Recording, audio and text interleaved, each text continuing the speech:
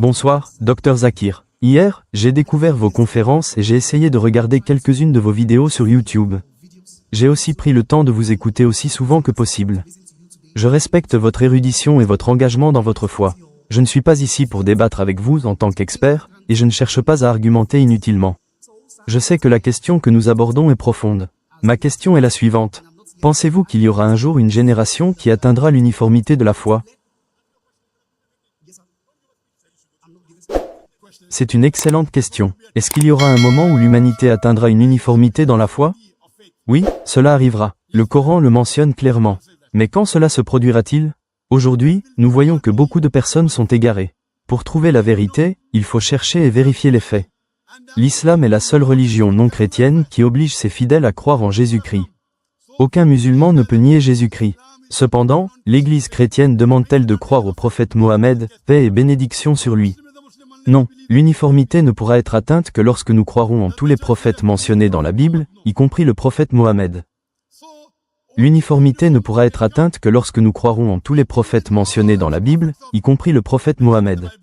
La Bible elle-même contient des prophéties annonçant la venue du prophète Mohammed. Deutéronome 18 verset 18. Deutéronome 18 verset 19. Isaïe 12 verset 29. Cantique des Cantiques 5 verset 16. Même dans le Nouveau Testament, nous retrouvons ces prophéties. Jean 14 verset 16. Jean 15 verset 16. Jean 16 verset 7. Jean 16 verset 11 à 14. Jésus lui-même a annoncé la venue d'un autre envoyé en disant « J'ai encore beaucoup de choses à vous dire, mais vous ne pouvez les supporter maintenant. Mais quand l'Esprit de vérité viendra, il vous conduira dans toute la vérité. Il ne parlera pas de lui-même, mais dira tout ce qu'il aura entendu. » L'uniformité ne peut venir qu'en suivant les véritables enseignements de Jésus-Christ, et non ceux introduits par l'Église. Si vous étudiez l'Évangile avec une analyse critique et que vous le suivez fidèlement, sans y ajouter des interprétations erronées, alors vous verrez que Jésus n'a jamais dit être Dieu. L'Église a enseigné certaines doctrines qui créent des divisions. Or, dans l'islam, je ne peux être musulman que si je crois en Adam, Moïse, Jésus et tous les autres prophètes. L'uniformité viendra donc de l'islam, pas de l'Église. Et cela arrivera. Le Coran le mentionne dans plusieurs versets. C'est lui qui a envoyé son messager avec la guidance et la religion de la vérité pour la faire triompher sur toute autre religion, même si cela déplaît aux mécréants. Coran 9h33, 28/61. Un hadith rapporte également qu'avant la fin du monde, l'islam dominera et apportera la paix pendant 7 ans. Peut-être dans 5 ans, 10 ans, 50 ans. Je ne sais pas, mais cela arrivera. J'espère avoir répondu à votre question. Mon frère, croyez-vous en un Dieu unique? Croyez-vous que Jésus est Dieu, ou est-il un messager de Dieu?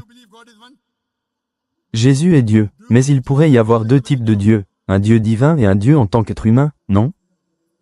Non, mon frère. Cela signifie que vous n'avez pas écouté mon discours. Vous avez entendu ma réponse à la question précédente, mais vous n'avez peut-être pas tout saisi. Je vous l'affirme, jamais Jésus n'a dit qu'il était Dieu. Pas une seule fois. Cela n'a pas de sens. Vous voyez, dans certaines cultures, on utilise le mot « Dieu » comme un titre de respect, comme lorsqu'on appelle un juge « Milord ». Mais il y a une différence entre un titre honorifique et la divinité absolue. Si vous ouvrez un dictionnaire anglais, vous verrez deux définitions.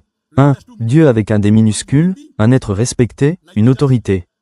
2. Dieu avec un D majuscule, le Créateur suprême, l'être tout-puissant. Alors, quand vous parlez de Jésus, parlez-vous de lui comme d'un être respecté ou comme de Dieu tout-puissant? Jésus est respecté, mais il a aussi une dimension divine. Je comprends votre point de vue, mais regardez ce que Jésus a réellement dit. Dans la Bible, il affirme à plusieurs reprises qu'il n'est pas Dieu. Mon Père est plus grand que moi. Jean 14h28, je ne peux rien faire de moi-même. Jean 5h30, Jésus disait clairement qu'il agissait selon la volonté de Dieu, et non par sa propre volonté. Pourquoi insistez-vous pour lui attribuer la divinité alors que lui-même ne l'a jamais revendiquée? Mon frère, si vous voulez vraiment l'unité, pourquoi insister sur une croyance qui divise l'humanité? En disant que Jésus est Dieu alors que la Bible elle-même ne le dit pas, vous contribuez à la division du monde. Je suis venu pour unir l'humanité. Mais des gens qui refusent d'accepter les paroles claires de Jésus empêchent cette unité. Ni la Bible, ni le Coran ne disent que Jésus est Dieu. Pourtant, vous persistez à le dire. Je suis désolé, mais si vous ne voulez pas revoir votre position, vous contribuez à la désunion des peuples. Yet you say Jesus is Lord. Thank you, brother. You're most welcome. Next question.